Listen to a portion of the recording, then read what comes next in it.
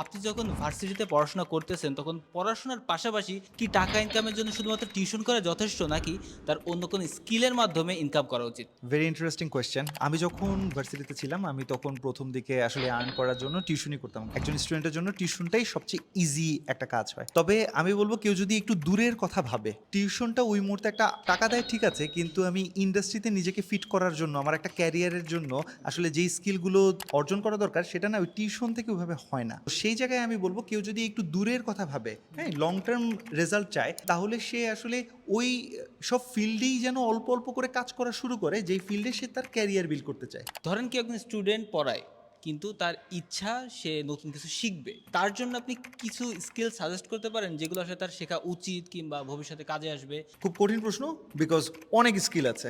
তবে আমি এমন কয়টা স্কিলের কথা বলবো যেগুলো না শিখলেই না। নাম্বার ওয়ান, ভাই, তুমি বেচতে জানতে হবে, সেলসের স্কিল। এন্ড মানুষ বলতে পারে ভাই এটা আবার কেমন স্কিল, তাহলে কি এটা কি কমিউনিকেশন স্কিল? না, কমিউনিকেশন কিচ্ছু না। সেলস হচ্ছে এমন একটা কাজ যেটা কিনা ওই যে সাইকেল যেমন বই পড়ে শেখা যায় না, চালায় শিখতে হয়, সেলস হচ্ছে ভাই তোমার করে শিখতে হয়। তো তুমি কারো জন্য হয়ে হয় বেচো, অথবা তুমি তোমার নিজের কিছু হইলেও বেচো, অর্থাৎ তোমার বেচা শিখতে হবে।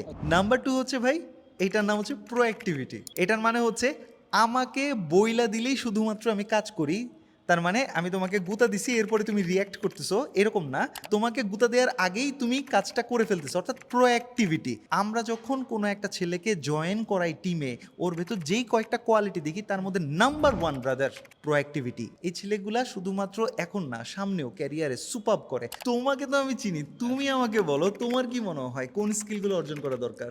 আমি আমার জীবনে সবথেকে বেশি যে জিনিসটা কাজে লাগছে সেটা হলো গিয়ে বোঝা যে মানুষের সাথে কানেক্ট করতে হবে কিভাবে, যেটা আসলে স্বাভাবিকভাবে নেটওয়ার্কিংও বলা হয়।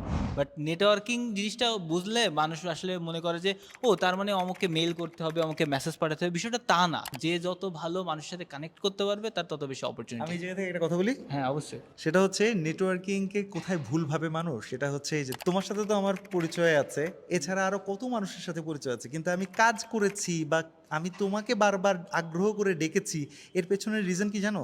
শুধু পরিচিত হইলেই হয় না, তুমি যেই মানুষের সাথে নেটওয়ার্কিং করতে চাও তাকে কোনো না কোনোভাবে একটা বেনিফিট করার, তার ভ্যালু দেয়া। একটা ভ্যালু দেওয়ার, তার একটা উপকার করার মতো কোয়ালিটিও তোমার থাকতে হবে। হুদাই আমি এসে প্রতিদিন একবার করে মনে করো হাজিরা দিচ্ছি, একসময় বিরক্ত হয়ে যাব। রাদার তাকে দেখলে আমার মনে হয় আলহামদুলিল্লাহ এই ছেলেটা তো আসলে আমাদের উপকারের জন্য আসছে। সো নিজেকে ওইভাবে বিল্ডও করতে হবে।